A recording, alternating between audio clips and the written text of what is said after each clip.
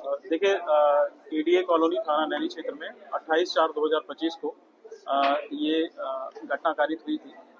इस घटनाक्रम को जो कारित करने वाला अभियुक्त है श्याम बाबू, जो कि ग्राम चटकहना थाना औद्योगिक क्षेत्र का रहने वाला है।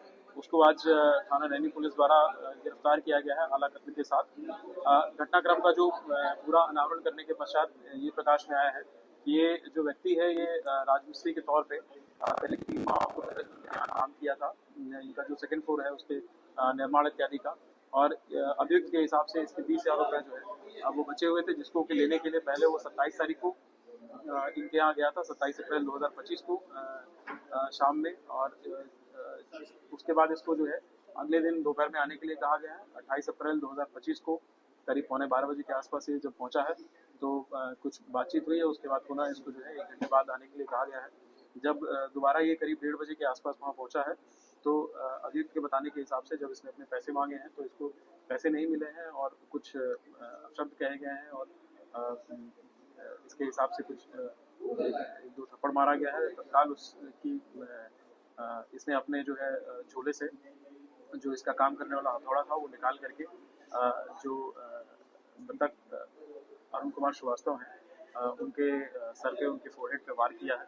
और जैसे ही 1-2 वार करने के पश्चात उनकी पत्नी आई है, फिर उसके बाद उसने इनकी पत्नी के ऊपर भी काफ़ी वार किया है। और उसके पश्चात अरुण कुमार श्रीवास्तव के ऊपर ये जो है एक चादर डाल करके घर से निकल गया है। और जाते समय इसने, क्योंकि ये पूर्व से उस घर की सभी चीज़ों से परिचित था, तो जो बाहर का मेन गेट है उसका ताला निकाल करके ले गया है और बाहर ताला बंद करके फिर ये चला गया है। 27 तारीख की जो सीसीटीवी है उसमें इसके कुछ फुटेज मिले हैं जिसमें इसमें इसका चेहरा बिल्कुल स्पष्ट था।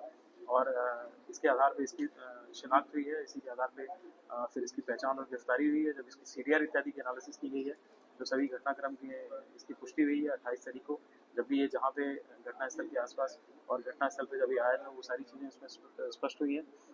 साथ साथ में जो मर्डर वेपन है, जो हथौड़ा है, उससे जब ट्रेसेस का बेंजीडाइन टेस्ट किया गया है तो उस पर ब्लड ट्रेसेस होने की पुष्टि हुई है। और इसके साथ साथ इसके शरीर पे कुछ 1-2 स्क्रैच मार्क्स भी आए हैं, जिससे कि इस पूरे घटनाक्रम की जो साइंटिफिक एविडेंसेस के माध्यम से भी पुष्टि हुई है। कितना पैसा सर बकाया था, कितने पैसा मांगने के लिए गया था और बाहर ताला लगाने की लाजिक क्या था? देखिए, इसके बताने के हिसाब से 20,000 रुपये इसका बाकी था। और ताला लगाने का इसका पर्पज़ ये था कि जो जैसे ये घटना करके गया है तो इसको घटना से वहाँ से भागने का पूरा अवसर मिल जाए और किसी को ये जानकारी नहीं। और जैसी बातें आ रही थी देखिए, जैसे कि अभियुक्त के पूछताछ में और घर वालों की भी जो बयान वगैरह लिए गए थे, उनके हिसाब से उनके जो भी ज्वेलरी या जो भी पैसे वगैरह हैं वो इंटैक्ट हैं, वो वहीं पे हैं। अभी तक की जो भी जानकारी है, जो भी ऐसे एविडेंसेस हैं, उसमें कोई ऐसी चीज़ नहीं आई कि जिसमें लूट की घटना कारित करने वाली चीज़ आई हो। जो घटना का मोटिव है वो वही जो उसके पुराने इसके हिसाब से जो पैसे बाकी थे उसी को लेकर के जो अल्टरकेशन हुआ है उसी के क्रम में इसमें इन दोनों लोगों के ऊपर हथौड़े से वार किया है, जिससे उनकी मृत्यु हुई। क्या ये यही एक आरोपी है कि इसके पीछे भी पैसे के पीछे भी कुछ और? नहीं, इस घटना में ये अकेला आरोपी है, जिसकी पुष्टि जो है जो मृतक है उनके घर के सामने जो सीसीटीवी लगा है उससे भी पूरे घटनाक्रम की पुष्टि हुई है।